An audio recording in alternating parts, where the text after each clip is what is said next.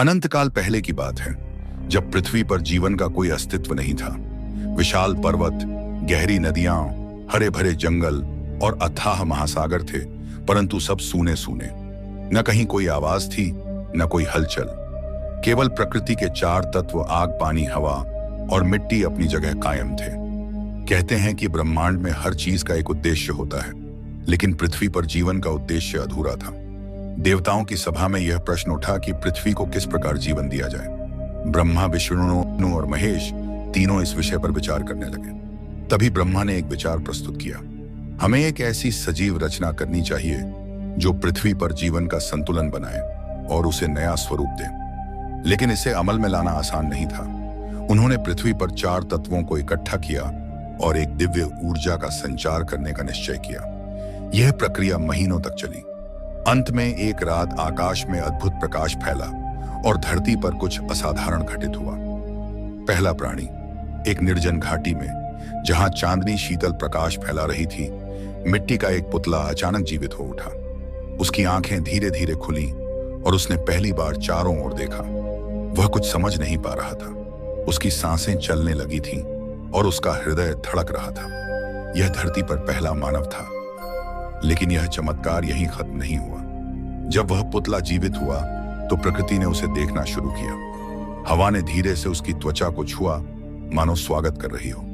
पानी ने उसकी प्यास बुझाई, अग्नि ने उसे गर्मी दी और मिट्टी ने उसे आधार दिया। वह मनुष्य था, परंतु उसे यह नहीं पता था कि वह कौन है और क्यों यहाँ है। उसके जागने के साथ ही एक विचित्र आवाज गूंजने लगी। तुम इस धरती के पहले रक्षक हो, तुम्हें इसकी देखभाल करनी होगी। लेकिन यह आवाज कहां से आ रही थी? वह मनुष्य अपनी सीमित बुद्धि के साथ इसे समझने की कोशिश करता रहा। कुछ दिनों तक वह घाटी में अकेला भटकता रहा। उसने जानवरों को देखा, पक्षियों की आवाजें सुनी और जंगल के पेड़ों से फल खाए। धीरे धीरे उसने सीखा कि कैसे जीना है।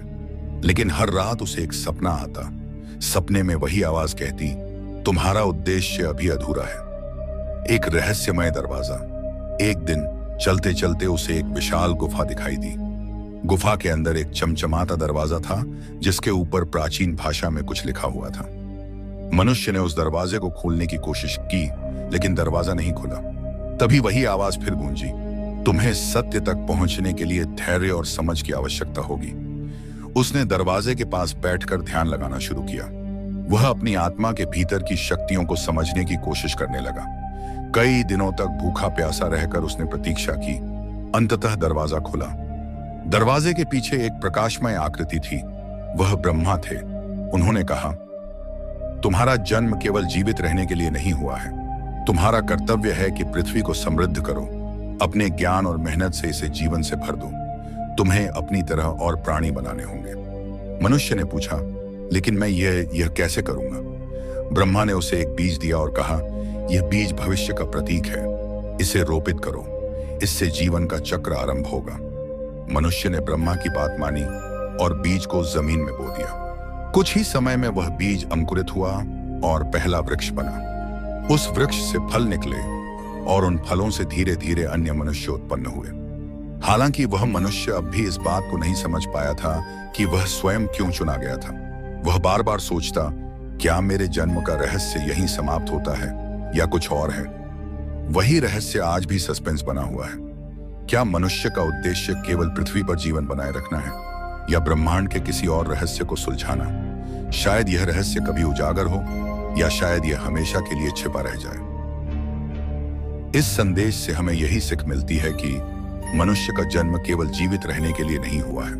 हमें अपने जीवन का उद्देश्य समझना और प्रकृति के प्रति अपने कर्तव्यों को निभाना सीखना चाहिए।